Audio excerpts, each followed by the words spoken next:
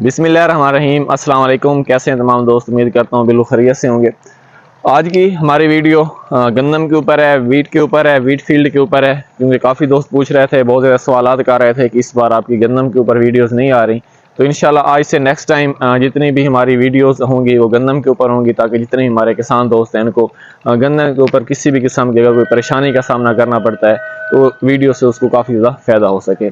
तो आज की जो हमारी वीडियो का टॉपिक है वो ये है कि अगर हमारी गंदम हमने काश्त कर दी है, उसकी जो जर्मिनेशन है वो अच्छी तरह नहीं हुई, तो फिर हमें क्या करना चाहिए।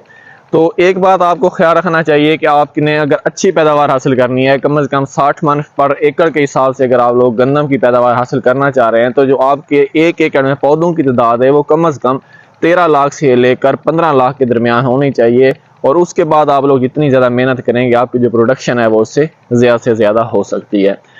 जिस टाइम हमारी गंदम की जर्मिनेशन अच्छी नहीं होती, उसमें बहुत ज़्यादा मुख्तलिफ अवामिल शामिल होते हैं। मिसाल के तौर पर जो हमारा सीड होता है वो बाज़ टाइम अच्छा सीड नहीं होता, कमज़ोर सीड होता है, बीमार होता है, उसके ऊपर फंगस का अटैक होता है या फिर उसके ऊपर किसी भी किस्म की बीमारी का अटैक जिस टाइम होता है, तो फिर उसकी जो जर्मिनेशन है वो अच्छी तरह नहीं होती, जिसकी वजह से हमारी जो पौधों की तादाद है वो कम होती है।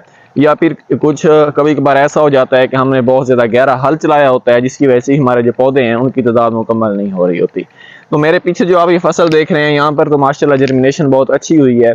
अगर आप लोग अपने पौधों की जर्मिनेशन मुकम्मल करना चाह रहे हैं और आपने वत्तर काश्त की हुई है, वत्तर काश्त से मुराद ये होता है कि आपने अगर पहले पानी लगा दिया है, फिर आपकी ज़मीन जिसमें वत्तर पर आती है 8-10 दिन के बाद, अगर आपकी अच्छी मेरा ज़मीन है, तो फिर जिस टाइम आप उसको उसके ऊपर भी सीड बिखेर कर उसके ऊपर जब हल्का हल चला देते हैं तो उसकी जिस टाइम जर्मिनेशन होती है, तो ऐसी जगह को हम लोग कहते हैं कि हमने ये वत्तर काश्त की है।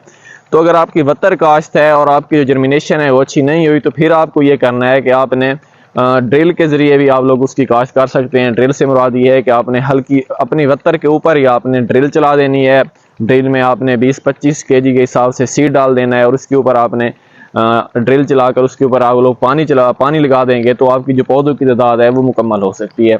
या फिर अगर आप इस तरह नहीं करना चाह रहे तो फिर आपने एक और काम करना है, आपने जो आपका सीड है उसको आपने भिगो कर रख देना है। अगर आपकी जो ज़मीन है, ज़मीन अगर अच्छी है, हल्की मेरा है या भारी मेरा है, तो फिर आपने अपने सीड को कम से कम 8 से 10 घंटे भिगो कर रखना है और उसके बाद छटा कर देना है और उसके ऊपर पानी लगा देना है। अगर आपकी जो ज़मीन है वो कलराठी है, पक्के वाट की ज़मीन है, तो फिर आपने कोशिश करनी है कि आपने जो अपनी फसल है उसको जो आपका बीज है, आपने अपने बीज को कम से कम 15 से 18 घंटे भिगो कर रखना है और उसके ऊपर छटल कर लगा देना है।